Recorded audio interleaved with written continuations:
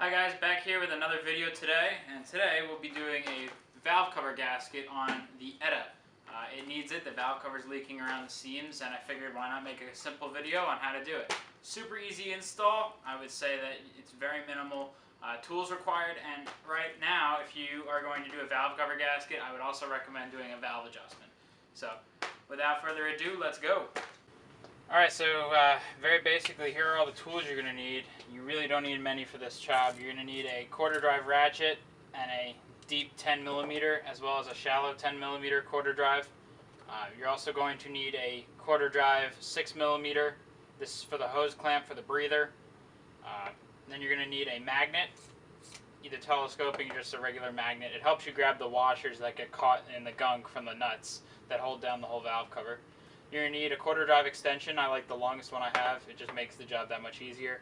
And you're also going to need a torque wrench for the end to torque down the valve cover to the proper torque.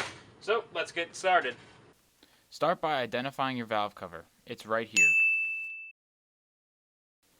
This is only specific for ETA engines, but remove all the components that are on top of the valve cover. This includes vacuum hoses, idle control valve, and other associated pieces, as well as the bracket that holds the valve cover down to the intake manifold.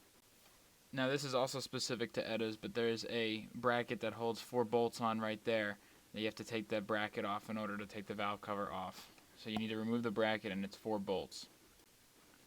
With the bracket free, then you can move on to the bracket that holds onto the idle control valve. That's also on the valve cover. It's held on by 2 bolts, and you'll need to remove those as well. They're right here.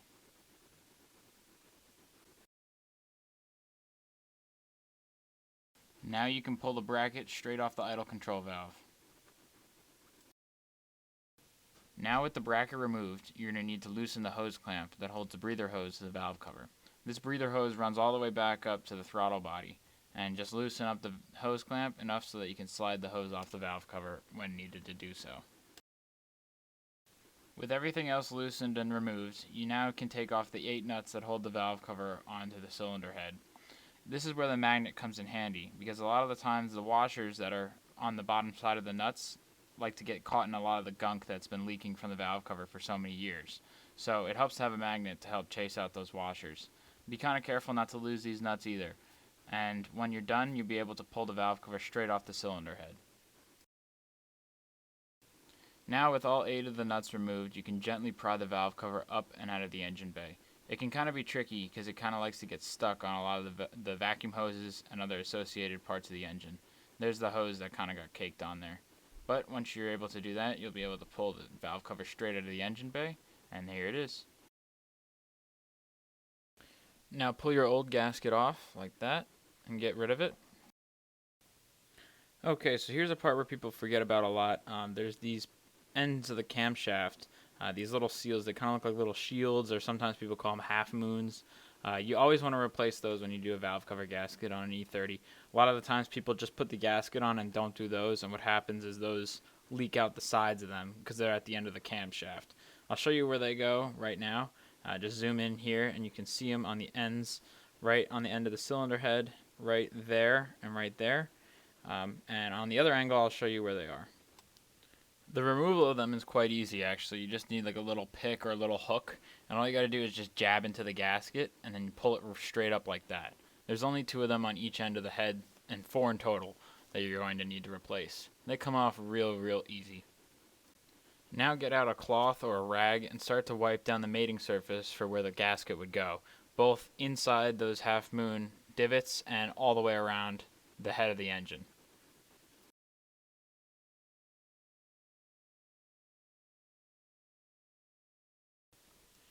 Now pull out your new gasket and your new shields, and you're going to see that one side's got like a flange to it.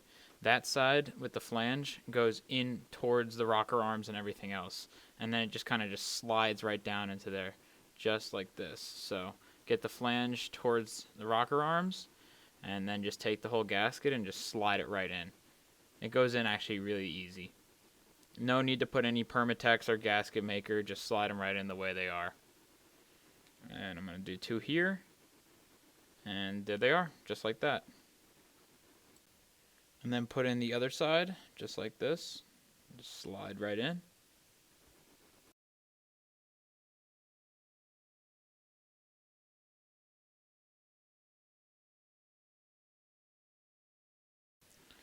Now get your new gasket out.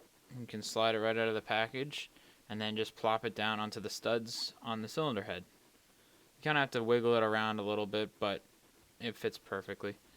I use the Victor Reigns gasket. There are other brands out there, and some people say Victor Reigns isn't a good brand.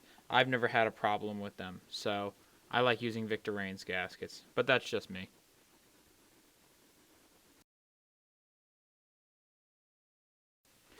Now take your old valve cover and give it just a little cleaning around the edges. I never really cleaned the inside of it. I should have put it in a parts washer, but I didn't have one accessible to me. So I just kind of cleaned the mating surfaces. And once I cleaned the mating surfaces, I just took the valve cover and plopped it right back down.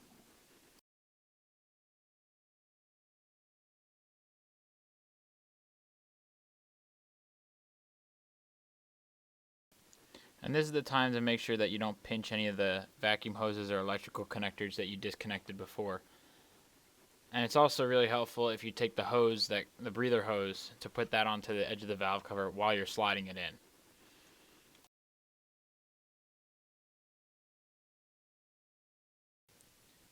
Now you may be asking why I left the valve cover so dirty. I wish I had a parts washer, but all I had to my access was brake clean and paper towel. So what I did was just soak the paper towel in brake clean and gave it a good scrubbing and rubbing with that, and it was able to get a lot of the tough grease off of the valve cover.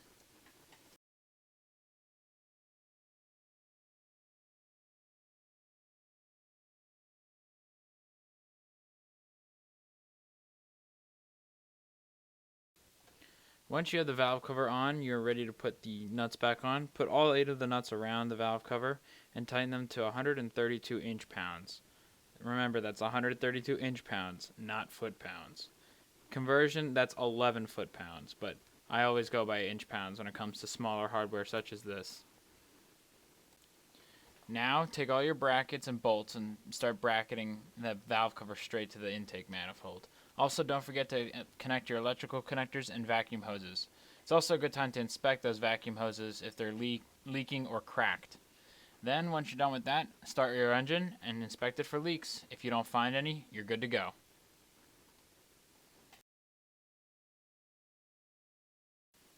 Thanks again, guys, for watching this video. I really appreciate it. If you have any suggestions, comments, anything else that you want to say to me, drop me a message or send me a message. Either way is preferred. And best of luck with this project. Enjoy!